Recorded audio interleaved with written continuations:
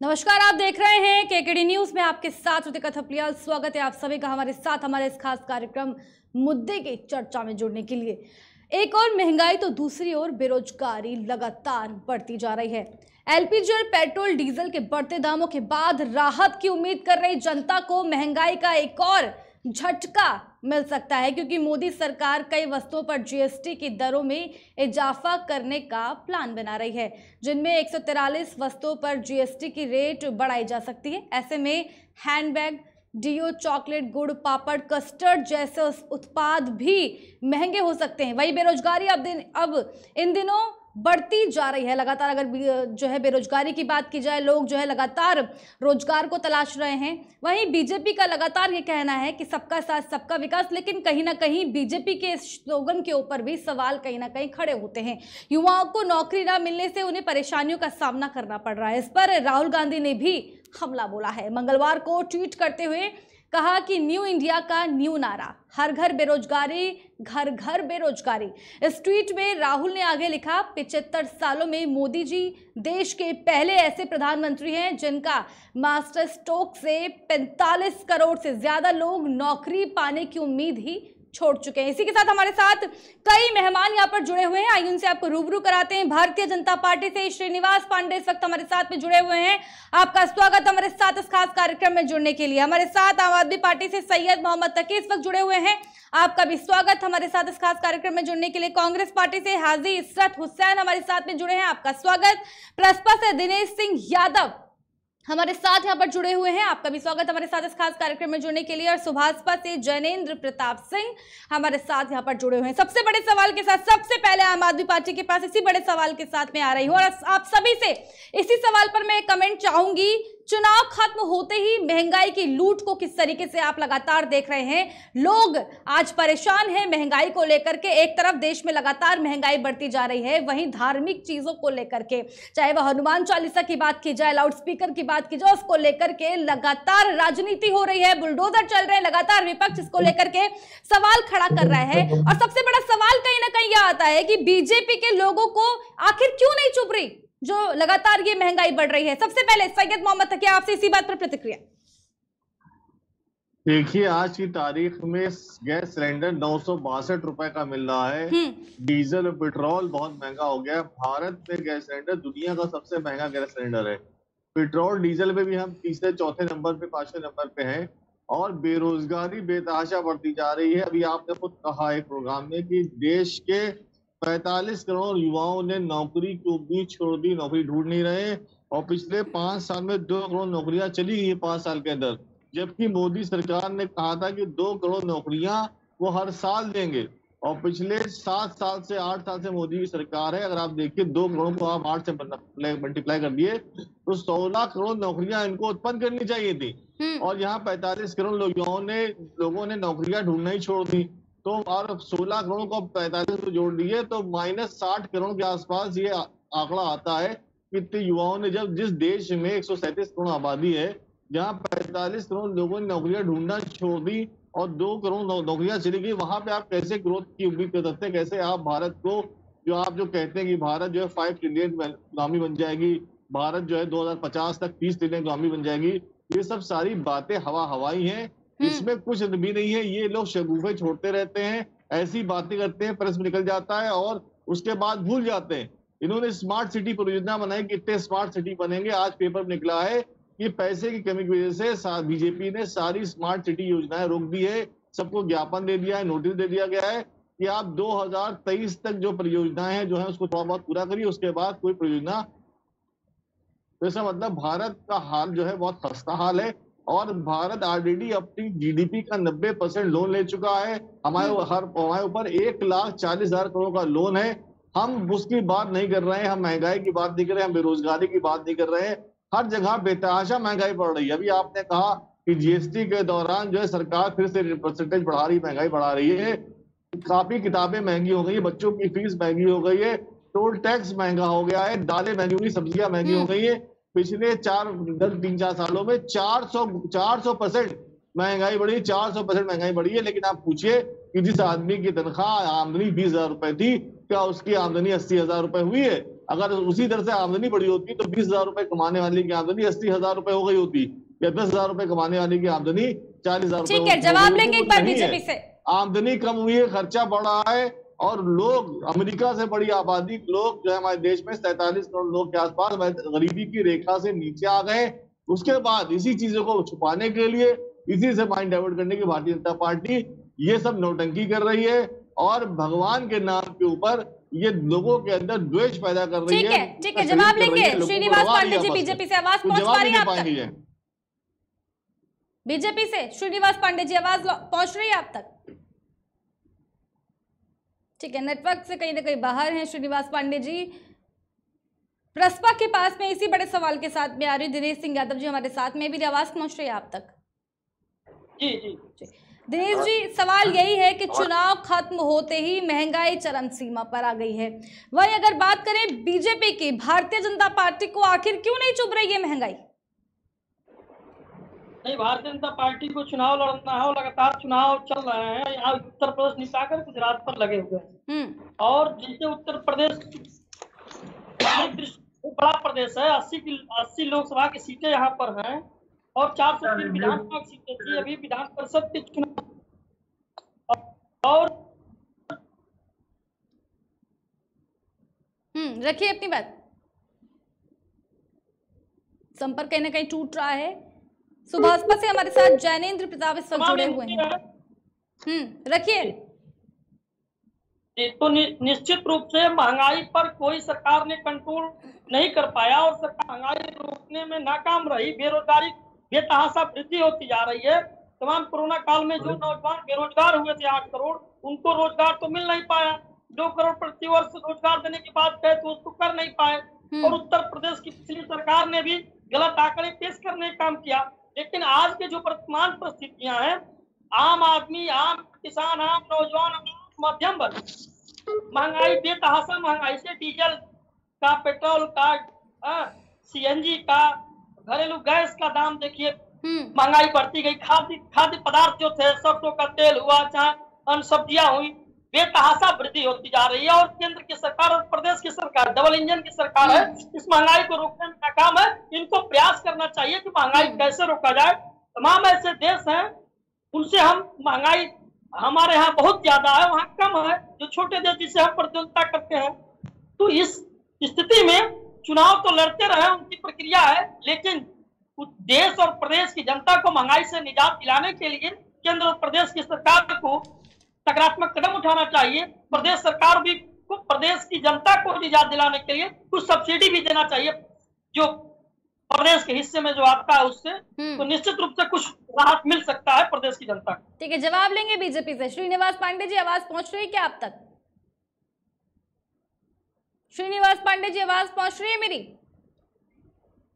ठीक है, संपर्क कहीं ना कहीं टूट रहा है श्रीनिवास पांडे जी से। मैं सुभाषपा के पास भी इसी बड़े सवाल पर आ रही हूँ, इसी पर आपका कमेंट चाहूंगी कि चुनाव खत्म होने के बाद लगातार जो है महंगाई लगातार बढ़ रही है। 22 मार्च से लगातार महंगाई बढ़ रही है। सीएनजी पीएनजी लगातार जो है इस पर लगातार बढ़ोतरी हो रही है। फलों के दाम लगातार बढ़ रहे हैं, सब्जियों के दाम लगातार बढ़ रहे हैं। एक अदना सा नींबू भी आज 10 से 15 रुपए में बिक रहा है, जहां पर 10 रुपए में हम 3 से 4 नींबू खरीद सकते थे, आज एक ही नींबू इतना जो है 10 से 15 रुपए में मिल रहा है। किस तरीके से इस महंगाई को देख रहे हैं? लगातार जो महंगाई का ग्राफ है वो लगातार बढ़ रहा है, घटने का कहीं ना कहीं नाम नहीं ले रहा है। बड़ा सवाल है, और बीजेपी पर भी कई सवाल जो इसको लेकर के खड़े होते हैं।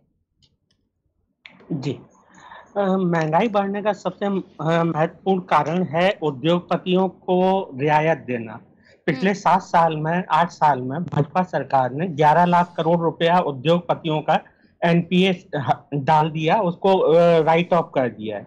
दूसरा, वेल्थ टैक्स खत्म कर दिया उद्योगपतियों का, जिससे सरकार को आमदनी होती थी।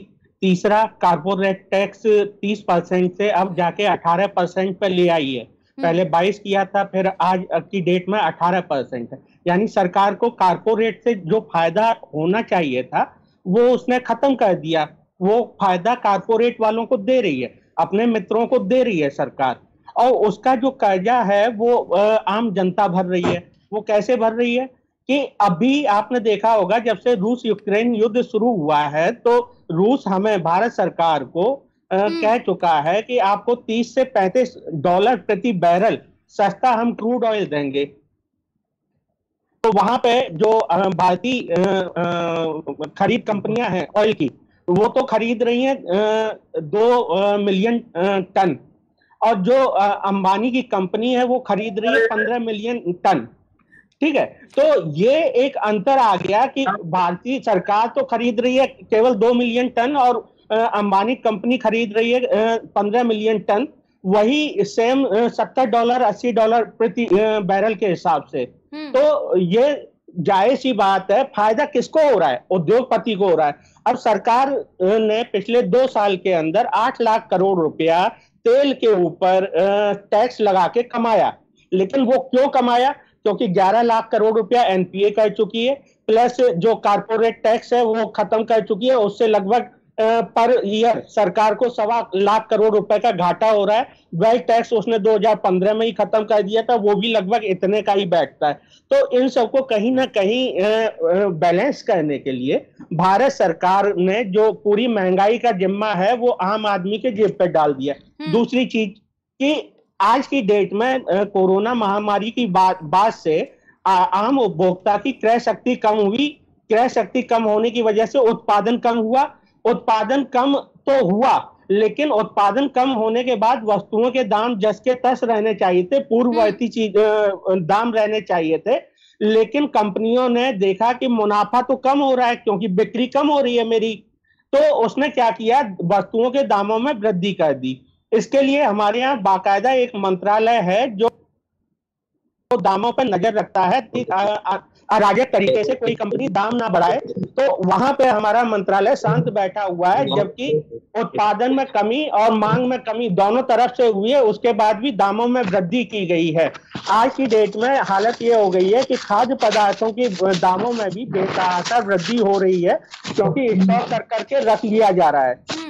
और दूसरी चीज कि जो अगर आपको याद होगा, अभी कल परसों की बात है कि जो फ्यूचर ग्रुप है उसको रिलायंस नहीं खरीद रहा है। 27,000 करोड़ का बैठे बिठाए सरकार को चूना लग गया, क्योंकि वो बैंकों के ऊपर उसका कर्जा था।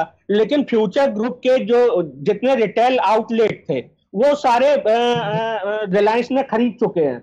यानी कि अब ना तो रिलायंस फ्यूचर ग्रुप को खरीदेगा, लेकिन उसके सारे जो रिटेल की दुकानें हैं उनको उसने 950 दुकानों को खरीद लिया है। और सरकार का जो 24,000 27,000 करोड़ का घाटा था, अब वो घाटा ही रहेगा, उसकी वसूली नहीं होगी जब तक कि सरकार रिलायंस के जो खरीदे गए आउटलेट हैं बिग बाजार से उनसे निकालती नहीं है रिलायंस को। तो वो जो 27,000 करोड़ रुपया है वो भी जनता के ऊपर ही महंगाई में ही जुड़ेगा भविष्य में।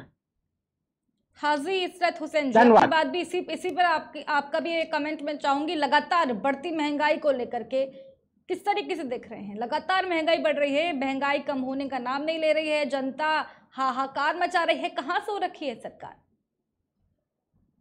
हाजी इशरत हुसैन जी। जी बताइए, आवाज मेरी मिल रही है आपको? जी, आप मुझे देख पा रहे हैं? देखिए, अभी आप इस समय हम लोग इस वक्त महंगाई के ऊपर बातें कर रहे हैं, यानी कि हम सब गरीबों की तरफ ध्यान दे रहे हैं, हम आने वाले भविष्य में ध्यान दे रहे हैं। लेकिन जिनके ऊपर अभी इससे कोरोना काल पे आया था, उन्होंने देखा कि उन लोगों ने, किसी ने नहीं देखा कि उनके क्या क्या बच्चे मर गए, कफन नहीं मिला। तो इस वक्त ये मेरे हिसाब से बेईमानी है, और उन्होंने उसको ऐसे दे दिया, नवादा उड़ा के भेजा था। वो सारी चीजें बेईमानी हो गई। किसान आंदोलन हो, चाहे सबके पैर, चाहे दिल्ली, चाहे वो गाड़ी चढ़ा देना। तो इस वक्त जनता और बेईमानी भाजपा को इसलिए लगती है कि कोई महंगाई का असर नहीं पड़ रहा है कि टोटल उनके पास जो सोशल मीडिया है वो उसी झूठ को इतने बार बोल देते हैं कि आम लोगों के दिमाग से हट जाता है।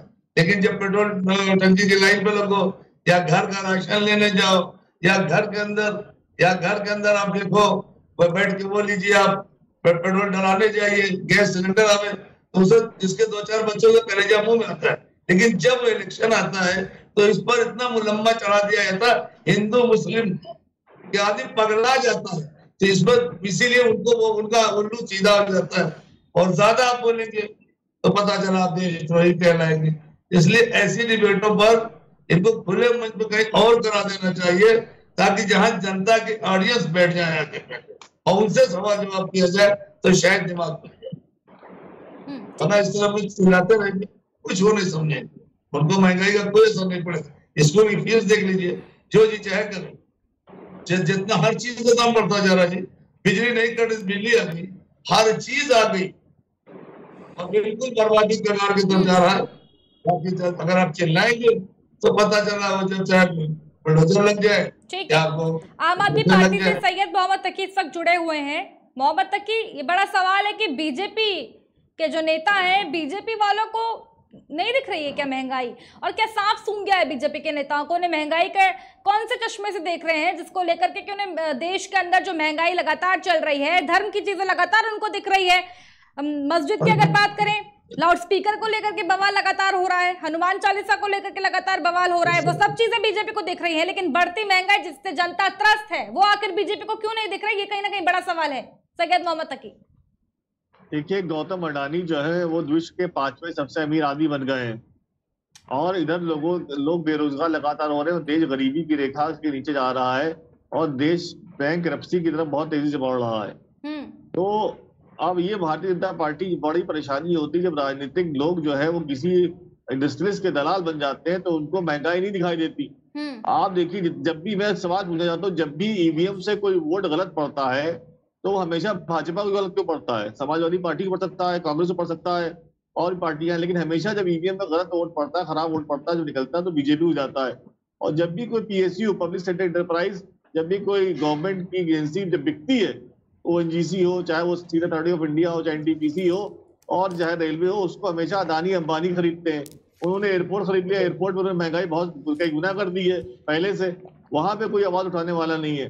तो सरकार जो है वो सिर्फ उद्योगपतियों के लिए, इंडस्ट्रीज के लिए, उनको अमीर बनाने के लिए काम कर रही है। इस प्रोसेस में जनता को जनता का दोहन कर रही है और कहीं ना कहीं से यहाँ पे ये हो गया कि हम कुछ भी करें लेकिन जीतेंगे हम ही। से बीजेपी के लोग कहते हैं कि 50 साल तक भारतीय जनता पार्टी सरकार आएगी, 30 साल भारतीय जनता पार्टी सरकार आएगी, आएगा तो मोदी। तो इस तरह की जो बातें ये लोग करते हैं, कहाँ से इनको इतना विश्वास हो गया कि बाबा बीजेपी सरकार आएगी?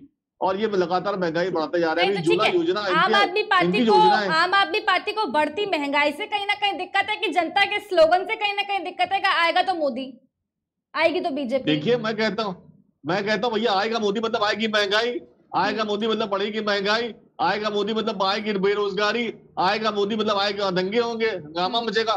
तो ये जो हो रहा है देश के अंदर, ये बड़ा, आप इस वक्त कौन परेशान है? इस वक्त सबसे ज्यादा परेशानी जो है मिडिल क्लास लोगों को हो रही है, गरीब लोगों को हो रही है। लोगों की सैलरियां नहीं मिल रही, लोगों की नौकरियां नहीं मिल रही, लोग परेशान हो रहे हैं, बदहाल हो रहे हैं, लोग अपनी गाड़ी की ईएमआई नहीं दे पा रहे हैं, लोग मकान लोन नहीं अदा कर पा रहे हैं। कितने मकान बने पड़े जिनको लेने के लिए खरीदार नहीं है, मार्केट में है, मार्केट में पैसा नहीं है, लोग खरीदारी नहीं कर पा रहे, मजदूरों को मजदूरी नहीं मिल रही। आप किसी ने चाहिए मजदूर मंडी में जब मजदूर लगे होते हैं उनसे पूछिए तो मजदूर कहते हैं भैया हफ्ते में 2 दिन या 3 दिन मैक्सिमम काम मिलता है, बाकी 3-4 दिन ये बैठे रहते हैं घर के ऊपर। तो महीने हफ्ते में इनको 3 दिन काम मिलता है, उनको 1000-1200 रुपए हफ्ते मिलते हैं, तो महीने में 4-5 हजार रुपए बेचारे मजदूर कमा पा रहे हैं। उसके अंदर क्या हो रहा है? और दूसरी बात, जो भारत सरकार ने इतना लोन रखा है वर्ल्ड बैंक से, IMF से, उसको चुकाने के लिए सरकार कहां से पैसा लाएगी? और एक सवाल और मैं यहाँ पर लूंगी आपसे सैयद मोहम्मद तकी। एक बड़ा सवाल ये भी है, महंगाई के घटने और बढ़ने की वजह से सरकारें आती और जाती हैं, लेकिन बीजेपी ऐसा कौन सा चमत्कार कर रही है, ऐसा क्या कर रही है कि इतनी महंगाई होने के बावजूद भी बीजेपी की जो है ऐतिहासिक जीत हो जाती है, लगातार बीजेपी की सरकार बनती है? देखिए, बीजेपी, अभी आपने बाई इलेक्शन देखिए, बीजेपी बाई इलेक्शन में कितनी बुरी तरह से हार गई, कितनी सीटों पे वो हार गई। और जब बाई इलेक्शन होते हैं बीजेपी हमेशा हार जाती है और बहुत जगह बीजेपी हारी। दिल्ली में बीजेपी 3 बार लगातार हारी है, पंजाब में हारी है, झारखंड में हारी है, आपकी बीजेपी जो है वो केरल में हारी है, साउथ में हारी है, कई जगह बीजेपी हारी। पश्चिम बंगाल में सरकार नहीं बना, वहां सरकार वहां पे हार गई। तो बीजेपी तो लगातार कई जगह हार रही है, लेकिन ये है कि ये ऐसा उन्माद पैदा कर देते हैं, ऐसा बातों को कर देते हैं मीडिया के जरिए, जो गोदी मीडिया और सबसे मिलके, कि ये लोगों की सोचने समझने की बौद्धिक क्षमताओं के ऊपर लगातार हमला करते रहते हैं और उनको कोई ना कोई किसी ना किसी फरेब में ले लेते हैं। जैसे 2014 के उन्होंने कहा, 2014 का इलेक्शन आपको याद होगा, पूरा महंगाई पे हुआ था, बहुत हुई महंगाई की मार, अब की बार मोदी सरकार और देश नहीं बिकने दूंगा, और सारे बड़े बड़े वादे किए थे। और महिलाओं को, गाँव में जो माताएं हैं उनको लकड़ी जलाने में आंखों में धुआं लगता है, उनके लिए उज्ज्वला योजना लेके आऊंगा, उनको सस्ती गैस उपलब्ध कराऊंगा। अब उज्ज्वला योजना क्या हुआ, गंगा मैया की सफाई होगी, गंगा मैया निर्मल गंगे अभियान चला, उसका क्या हुआ, उसके अंदर 20,000 करोड़ रुपए आवंटित किए गए। उमा भारती को मंत्रालय दिया गया गंगा साफ करने के लिए, स्पेशल बनाया गया, उसकी बात ही गायब हो गई, वो गायब ही हो गई। उन्होंने कहा जब तक गंगा साफ हो जाएगी या मैं गंगा के अंदर सम्मिलित हो जाऊंगी। गंगा साफ नहीं हुई, वो पता नहीं कहाँ चली गई, वो अब अच्छा राजनीति में एक्टिव नहीं है। तो जो वादे भारतीय जनता पार्टी ने किए आप देख लीजिए क्यों। उसके बाद जब दोबारा 2014 के इलेक्शन हो गए और मोदी जी अपना वादा ना पूरा कर पाए, 2019 में क्या हुआ, 2019 में पुलवामा का प्रकरण हो गया, उसमें सीआरपीएफ के 40 जवान शहीद हो गए और बीजेपी के लोग कह रहे थे कि हमने पूरा जो माहौल जो है वो राष्ट्रवादी बना दिया। इस राष्ट्रवादी माहौल को जो है आप बीजेपी के फेवर में डालिए। तो राष्ट्रवादी माहौल बना के बीजेपी के लिए वोट मांग रहे थे, वो नौजवानों की शहादत पे वोट मांग रहे थे। तो इस तरह की हरकतें ये लोग कर रहे हैं। और कभी भी आज तक हमारे नरेंद्र मोदी जी, हमारे प्रधानमंत्री, जो मन की बात करते हैं, घंटों रेडियो पे आते हैं, अपनी एक तरफा बात करते हैं, उन्होंने आज तक प्रेस कॉन्फ्रेंस नहीं करी। वो पत्रकारों के जवाब देने को तैयार नहीं, वो बात करने को तैयार नहीं। 2019 के इलेक्शन के दौरान मोदी जी बैठे रहे, सवालों के जवाब अमित शाह देते रहे। तो लोगों ने पूछा भाई मोदी जी जवाब नहीं क्यों दे रहे, कहते मोदी जी जवाब नहीं, मैं जवाब दूं, आपको जवाब तो मिल रहे।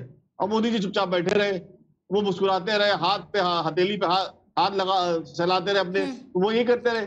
तो ये जो माहौल देश में हो रहा है वो ये हो रहा है कि एक 2-4 व्यक्तियों को जो देश को चला रहे हैं, जिसे कहा जाता है कि 2 गुजराती जो है वो देश को चला रहे हैं और 2 गुजराती देश को लूट रहे हैं। तो यही हो रहा है, यही काम हो रहा है। और पूरा देश का पैसा जो है वो निचोड़ के बड़े बड़े उद्योगपतियों को दिया जा रहा है और उसका अतिरिक्त बोझ, उसका बोझ जो है वो जनता पे डाला जा रहा है। पेट्रोल डीजल के रेट, पेट्रोल डीजल पाकिस्तान, जिस कंट्री को हम अपना दुश्मन मानते हैं, हम उसको बुरा कहते हैं, पाकिस्तान अपने देशवासियों को हमसे सस्ता पेट्रोल डीजल दे रहा है। बांग्लादेश अपने देशवासियों को, बांग्लादेश अपने देशवासियों को हमसे सस्ता दे रहा है। नेपाल जैसा देश जो छोटा देश जो हमसे लेता है पेट्रोल, वो अपने देशवासियों को पेट्रोल डीजल सस्ता दे रहा है। श्रीलंका जहां महंगाई बहुत बड़ी हुई, हाहाकार मचा हुआ है, अर्थव्यवस्था डूब गई है, लोग कह रहे हैं वहां श्रीलंका में पेट्रोल डीजल हमारे देश से सस्ता मिल रहा है। तो ये छोटे-छोटे देश लौटूंगी आपके पास। जैनेंद्र जी रखिए अपनी बात। हम नहीं दे पा रहे हैं। मैं यही बताना चाह रहा था कि तकी भाई ने, मैं यही बताना चाह रहा था कि तकी भाई ने बीच में बताया कि स्मार्ट सिटी के लिए पैसा नहीं। अरे भैया, स्मार्ट सिटी बहुत दूर है। मैं ये भी बता देता हूँ, अभी लोकसभा जो बीती हुई है उसी में सरकार ने बताया कि मनरेगा में उन्होंने काम करवाया, लेकिन उसके 4,060 करोड़ रुपए का अभी तक पेमेंट नहीं हुआ। यानी कि जो दिहाड़ी मजदूर है, जिन्हें 100 दिन की मेहनताना मिलना चाहिए, उन्हीं का पेमेंट रुका हुआ है। जो सबसे लोअर लेवल का हमारे यहाँ पे मजदूर होता है वो मनरेगा का मजदूर होता है, क्योंकि उसको 202 रुपया दिहाड़ी मिलती है और वो भी साल में 100 दिन की गारंटी होती है, और वो भी सरकार दे नहीं पाती है। मैं उत्तर प्रदेश का उदाहरण देके आपको समझा देता हूँ कि उत्तर प्रदेश में लगभग 2 करोड़ लोग रजिस्टर हैं, जिसमें से केवल 2,80,000 लोगों को ही 100 दिन का पूरा काम मिला। और उस हिसाब से आप देखेंगे कि पूरे देश का 4,060 करोड़ रुपया सरकार ने दबा रखा है मनरेगा का। दूसरा इन्होंने बताया पीएसयू का। पीएसयू तो बेच रहे हैं और पीएसयू बेचने से 45% रोजगार खत्म हो जाते हैं मार्केट के अंदर से। अब मैं आपको एक उदाहरण देता हूं। 24 फरवरी को LIC का 26% शेयर बेचने के लिए मूल्यांकन किया गया था। उसका मूल्यांकन रेट निकाल के उन्होंने बताया कि इसका मूल्यांकन रेट 16 लाख करोड़ रुपए का है। उसके बाद से 2 मूल्यांकन और हुए और 21 अप्रैल को जो मूल्यांकन आया उसमें बेचने के लिए 26% शेयर, उसका मूल्यांकन उन्होंने घटा के कर दिया 6 लाख करोड़ रुपए। यानी कि 2 महीने के अंदर ही LIC का जो मूल्यांकन है 10 लाख करोड़ रुपया घट गया। अब अगर किसी को 26% शेयर खरीदने हो तो 2.5 लाख करोड़ रुपए की चपत सीधे सीधे आम जनता को लगेगी। तो मेरा कहना यह है कि सरकार उद्योगपतियों का पूरी तरह से साथ दे रही है, उनको बैठे बैठाए साथ दे रही है, इतना कि जो पहले 100 में नहीं आते थे इंडिया के अंदर उद्योगपति, वो आज विश्व के 5वें नंबर के सबसे बड़े उद्योगपति बन गए हैं। धन्यवाद। मेरा अभी इतना ही कहना है, बाकी याद आएगा मैं बीच में इंटरप्ट करके बताऊंगा। ठीक है। हमारे साथ प्रसपा के नेता भी इस वक्त यहाँ पर जुड़े हुए हैं। क्या यही अच्छा दिन है?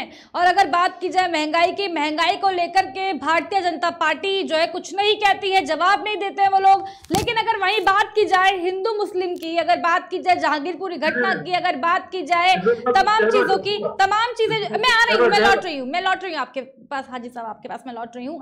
आप इसे जवाब में इस बात को लेकर के लूंगी, आखिर क्यों बीजेपी जो है महंगाई के मुद्दे पर मौन है? महंगाई के मुद्दे को लेकर के बीजेपी के क्यों बयान नहीं आते हैं? बीजेपी के प्रवक्ताओं के क्यों बयान नहीं आते हैं? बीजेपी के नेताओं के क्यों बयान नहीं आते हैं? वहीं अगर बात की जाए, जैसे महंगाई की बात करते हैं वैसे दूसरी तरफ क्यों रुख आखिरकार जो है मोड़ लेते हैं? इसी पर आपका जवाब चाहूंगी मैं हाजी साहब। देखिए यही मेरी कहना चाह रहा कि भाजपा इतनी चालाकी से अपने वोट खेल रही है, वो बिल्कुल ध्यान नहीं देगी, वो इसलिए ध्यान देगी। आपको याद होगा कि पिछला भी चुनाव हुआ हमारा विधानसभा का उत्तर प्रदेश का, उन्होंने पहले ही बता दिया कि हम 333 सीट ज्यादा आ रहे हैं, हम इतनी आ रहे हैं।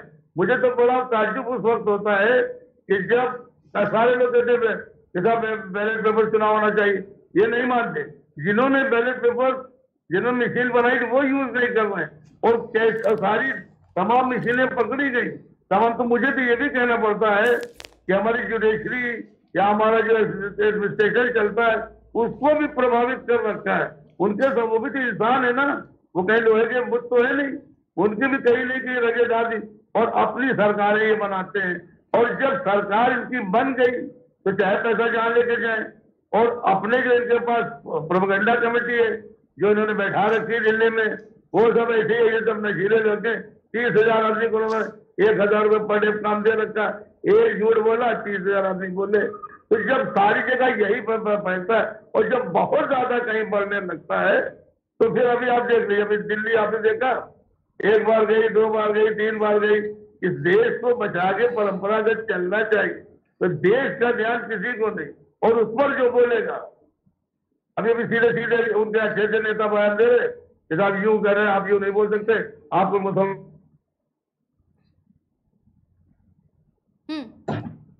संपर्क कहीं ना कहीं टूट रहा है जी। रखिए ये नहीं पूछते, इनके ऊपर इधर कोई भी बोला तो उसका लग जाएगा। 2 घंटे में आप जान जाते कि ये जो संपत्ति है ये अवैध पैसे की बनी थी, उससे पहले आप कहाँ रहते। तो ये चीजें इतना दबा दिया है, इतना मेंटल टॉर्चर कर दी, और तो इसकी वजह से लोग बोल नहीं पा रहे और ये चल रहे हैं। लेकिन ये कांच की हांडी बहुत दिन तक नहीं चली रहेगी। हालांकि आपने देखा होगा वो तमाम लोग चले गए, ये दुनिया यहाँ से इंसानियत जिएगी और इंसान रहेंगे। आप जैसा करेंगे ये आपको एक दिन मरना है, और यही वजह कि यहाँ पर उनको इसे क्या लेना देना। और 3 आदमी को भीख महंगाई नहीं पता चलेगी, एक या तो अपने बाप का खाता हो, और या तो वो जो क्या कहते हैं, कहीं क्या कहते हैं, अपने बाप के खाने के बाद या भिक्षा मांग के खाता हो, और या तो फिर वो अपना बैठा हुआ आराम से, उसे कुछ लेना देना नहीं, कहीं दे जाए जो सब लोग वो बोल देगा।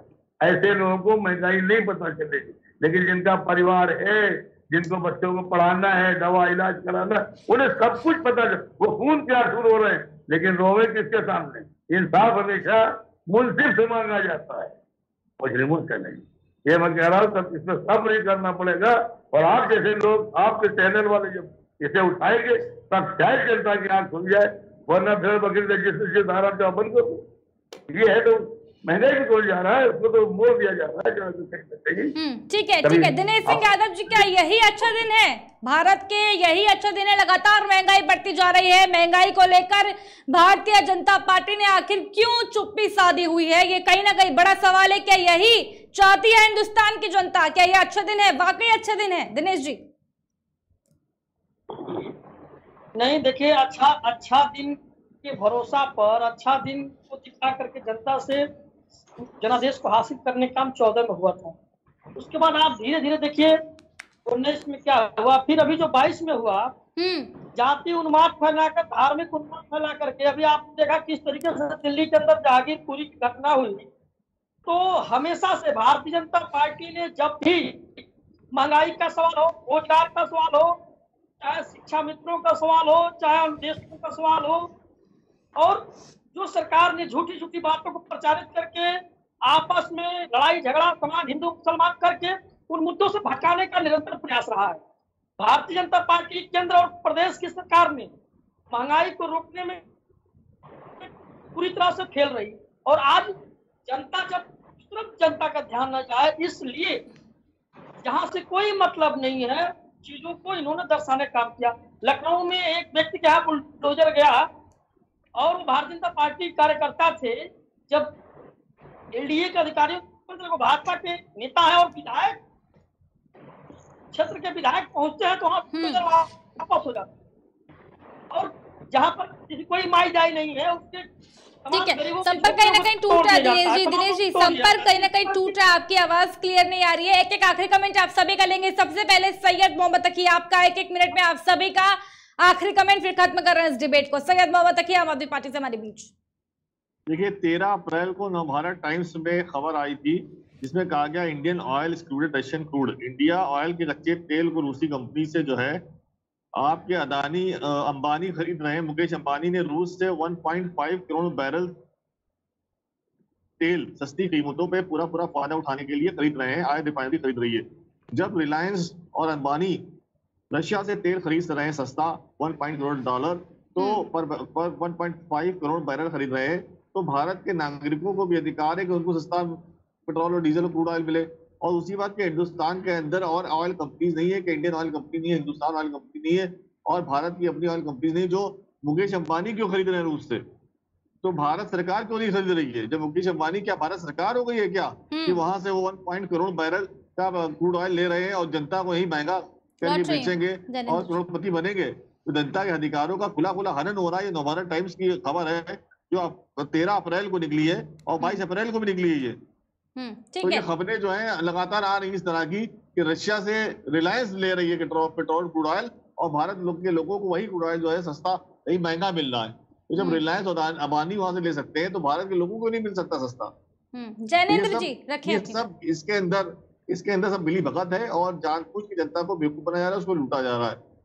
जैनेंद्र जी रखें आपकी बात। देखिए यही चीज मैंने पहले बता दी थी कि जो 15 मिलियन टन तेल है वो ले रही है अंबानी जी। तो ये ऐसी चीजें हैं कि जहाँ पे भाजपा सरकार आप लोगों को, हम लोगों को, आम जनता को हिंदू मुसलमान में, मंदिर मस्जिद में, अजान, हनुमान चालीसा, नमाज में, चाहे हिजाब, बुर्का, घूंघट, इन सब चीजों में उलझाए रखती है। उसका डेली का हर 10 दिन का एक मुद्दा होता है कि अब इस राज्य में चुनाव आ रहा है, इस राज्य में अजान चलाई जाए या इस राज्य में हिजाब चलाया जाए या उस राज्य में कोई मंदिर और मस्जिद पर पथराव करवाया जाए, इस राज्य में ये वाला त्योहार पड़ रहा है उस त्योहार को बंद करवा के ये त्योहार चालू करवाया जाए। तो भाजपा सरकारें जो भाजपा शासित राज्यों की हैं वो इन्हीं में अटकाए रखती हैं और वो 10,000 करोड़ 15,000 करोड़ रुपया खर्च करके, देखिए जो अन्न गारंटेड अन्न की योजना है वो पहले की सरकारों से चली आ रही है, ऐसा नहीं है भाजपा ने पहली बार चलाया। हाँ, जो चुनावों को देखते हुए पिछले 6 महीने से उसको फ्री कर रखा था, तो 1-2 राज्यों में वो अगले 3 महीने और फ्री रहेगा। इससे भारत सरकार के ऊपर एक्स्ट्रा केवल 10 से 15,000 करोड़ रुपए का अतिरिक्त भार आएगा जिसे वो तेल से कंपनसेट कर देगी। मेरा दूसरा कहना यह है कि भारत सरकार एक तरफ आपको ये बता के खुश कर देती है कि हमारा विदेशी मुद्रा भंडार $633 अरब का हो गया, लेकिन वो आपको ये नहीं बताती है कि आपके ऊपर विदेशी कर्ज और जो पूरा कर्ज है वो $593 अरब का है, यानी कि कुल आपका $40 अरब आप फायदे में चल रहे हैं। आपकी जीडीपी के अनुपात में 90% कर्ज है, जबकि श्रीलंका के ऊपर 110% कर्ज था जीडीपी के अनुपात में। तो आप श्रीलंका से कहीं बहुत ज्यादा अच्छे नहीं है। तो जो श्रीलंका में हाल हो चुका है वो हाल हमारे यहाँ पे धीरे धीरे सतह पर उभर कर आने लगे हैं। भारत सरकार को चाहिए, भाजपा नीति जो राज्य सरकारें हैं उनको चाहिए कि आप रोजगार पैदा करें। अगर रोजगार पैदा हो गए तो व्यक्ति खुद कमा के अपने घर वालों को खिला सकता है। आपको कोई भी चीज फ्री में देने की जरूरत नहीं पड़ेगी, चाहे वो कृषि की चीजें हो चाहे वो आम खाद्य पदार्थ की चीजें हो। धन्यवाद। ठीक है, हाजी इस्रत हुसैन साहब आपका भी एक आखिरी कमेंट 1 मिनट के अंदर, फिर दिनेश जी आपका। लेकिन मैंने यही बताया अभी भाई साहब, जैसे कि मैं बिल्कुल सहमत हूँ इनसे, तकनी भाई वगैरह से। अभी भी मैंने यही कहा था कि सिर्फ महंगाई उन्हें नहीं पता चलेगी जो अपने बाप का खाता हो और इवन वो काम भी करता हो, लेकिन हराम की अगर उसके पास कमाई देता है उसको भी महंगाई नहीं होगी या भिक्षा मांगते। अब ये सब तो नहीं, लेकिन जगलरी करके कि वही चीज विदेश से हम मंगाते हैं अपने देशवासियों के लिए, लेकिन पर्टिकुलर किसी पर्सन से टोटल लाभ उसको चला जाता है। जनता हमारी इसी तरह एडवाइज होके सारा इलेक्शन का सारा जो यही करते, चाहे वो आपका वैक्सीन हो, लगी नहीं लगी, सर्टिफिकेट सब पे फोटो है। अब आप बताओ, डॉक्टर भी आप, कंपाउंडर भी आप, राशन भी आप दे रहे हो, तो ऊपर वाले से दया एक दुआ कीजिए कि हमारे भारत का पूरा बना रहे, इन लोगों को कुछ अकल आ जाए, सही राह पर आ जाए, हमारा देश ठीक ठाक चले, वरना इससे भी महंगाई हो, लोग एक एक रोटी के लिए भीख मांगने लग जाएंगे। ठीक है दिनेश जी, रखिए आपका भी कमेंट। ठीक है हसन साहब, थैंक यू। दिनेश जी, देखिए ये जब मोदी जी के हाथ में देश की कमान आई तो हमारे देश पर 52 लाख करोड़ का कर्जा था, और आज जो 70 सालों में नहीं हो पाया, 120 लाख करोड़ कर्जा भारत देश के ऊपर है। और इस देश का किसान परेशान है, नौजवान परेशान है। डीजल कौन खरीदता है? डीजल या तो जो गाड़ियां चलती है वो, और किसान खरीदता अपने खेतों की सिंचाई करने के लिए। इस समय लाइटें, बिजली रह नहीं रही है, और किसान को गर्मी कितनी है, अपनी फसल को तैयार करने के लिए उसको डीजल की आवश्यकता पड़ती है, और डीजल के दाम आसमान छूते जा रहे हैं। पेट्रोल मध्यम वर्ग की जो है बाइक से चलता है उसको क्या दुर्दशा होती जा रही है। रोजगार का कोई ठिकाना नहीं है, लगातार रोजगार घटते जा रहा है। सरकार संस्थानों को लगातार प्राइवेट हाथों में बेचने का प्रयास किया जा रहा है, और रोजगार के साधन कम किए जा रहे हैं। भारत की सरकार, प्रदेश की सरकार ऐसी स्थिति पैदा करने जा रही है कि आने वाले दिनों में जो एक थाली भोजन दे देगा उसी को वोट मिलेगा। इसलिए ये सबको नकारा करके रोजगार समाप्त करना चाहते हैं, और ऐसी स्थिति पैदा करना चाहते हैं कि हम भोजन देते रहे और वोट लेते रहे। इस तरह की राजनीति और इस तरह की व्यवस्था भारत सरकार देश के नागरिकों के ऊपर कर्जा लादते जा रही है, और इस तरह की स्थिति पैदा करने का प्रयास हो रहा है कि आने वाले जो भोजन देगा उसी को वोट मिलेगा। इससे निजात मिलना चाहिए, और इससे रास्ता निकालने की जरूरत है। सबको बैठा करके पक्ष को विपक्ष को और रास्ता निकालने के, तो महंगाई तमाम हमसे छोटे देश है, उनके यहाँ महंगाई हमसे बहुत बेहतर तरीके से है। ठीक है दिनेश जी, महंगाई हमारे यहाँ ज्यादा महंगाई है। ठीक है, रोक लगनी चाहिए। ठीक है मोहम्मद तकी, 1 मिनट पे रखिए अपना जवाब, क्या कहना चाह रहे हैं? 1 मिनट से। देखिए, मैं कहना चाह रहा हूँ, आज आपने डिबेट रखी इतनी अच्छी, महंगाई के ऊपर बीजेपी के प्रवक्ता नहीं है, वो जवाब देते कि 1.5 करोड़ बैरल रिलायंस वाले कैसे खरीद रहे हैं रशिया से, और भारत के लोगों को सस्ता नहीं मिल रहा है। इसके ऊपर उनसे जवाब लेना था, उनसे बात करनी थी। लेकिन आज इतने महत्वपूर्ण मुद्दे पे, और अगर धर्म का मुद्दा होता, हनुमान चालीसा का मुद्दा होता या मंदिर का मुद्दा होता, वो जरूर आते श्रीनिवास जी। लेकिन आज महंगाई के मुद्दे के ऊपर वो नहीं आए, और इस डिबेट से वो चले गए। तो ऐसे मुद्दों से हमेशा बीजेपी के लोग प्रवक्ता कन्नी काटते हैं, और धर्म का विवाद होता है उसमें आगे चढ़ के बोलते हैं, जनता को गुमराह कर रहे हैं, जनता के मुद्दे बात नहीं करते। और जनता ही के द्वारा चुन के भी आए, ये अदानी अंबानी ने नहीं चुना इनको भारत की जनता ने चुना है अपने काम करने के लिए, अपनी महंगाई को कंट्रोल करने के लिए, अपने दिनचर्या को आसान करने के लिए। लेकिन ये काम जो है उद्योगपतियों कर रहे हैं, और चुन के जनता से आ रहे, जनता के मुद्दे पे जो है गैर हाजिर हो जाते हैं, गायब हो जाते हैं। ठीक है, अपनी मन की बात करते हैं, जनता की बात नहीं करते।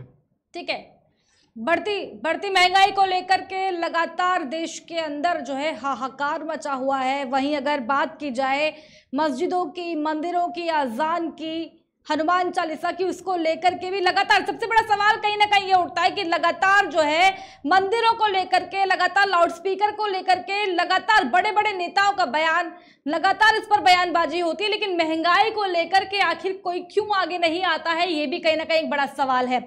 भारतीय जनता पार्टी आज इस डिबेट में कहीं ना कहीं नहीं पहुंची है, टेक्निकल कारणों के कारण से यहाँ पर नहीं पहुंची है। लेकिन वहीं जो है विपक्ष का कहीं ना कहीं कहना है कि अगर आज मुद्दा धर्म को लेकर होता, हनुमान चालीसा को लेकर के होता, तो भारतीय जनता पार्टी जो है जरूर यहाँ पर कहीं ना कहीं पहुंचती। वहीं अगर दूसरी तरफ जो है विपक्ष ने कहीं ना कहीं ये भी अपनी कहीं ना कहीं बात रखी है कि रोजगार को लेकर के अगर बात की जाए, रोजगार की अगर हम बात करें, अगर जो है सरकारें जो है युवाओं को रोजगार दे, लोगों को रोजगार दे, तो कहीं ना कहीं उन्हें फ्री राशन की जरूरत नहीं है। फ्री राशन की जरूरत तब है क्योंकि सरकार जो है कहीं ना कहीं नाकाम हो रही है युवाओं को रोजगार देने में। बहुत बहुत धन्यवाद आप सभी का हमारे साथ इस खास कार्यक्रम में जुड़ने के लिए। और देखने वाली बात होगी कि आखिर महंगाई का जो ये आलम है आखिर कब तक पसरा रहेगा, आखिर कब युवाओं को नौकरी मिलेगी, कब जो है जनता के मुद्दों पर बात होगी, कहीं ना कहीं देखने वाली बात है। बहुत बहुत धन्यवाद आप सभी का हमारे साथ इस खास कार्यक्रम में जुड़ने के लिए। खास कार्यक्रम में केवल इतना ही, बने रहिए हमारे साथ, देखते रहिए केकेडी न्यूज।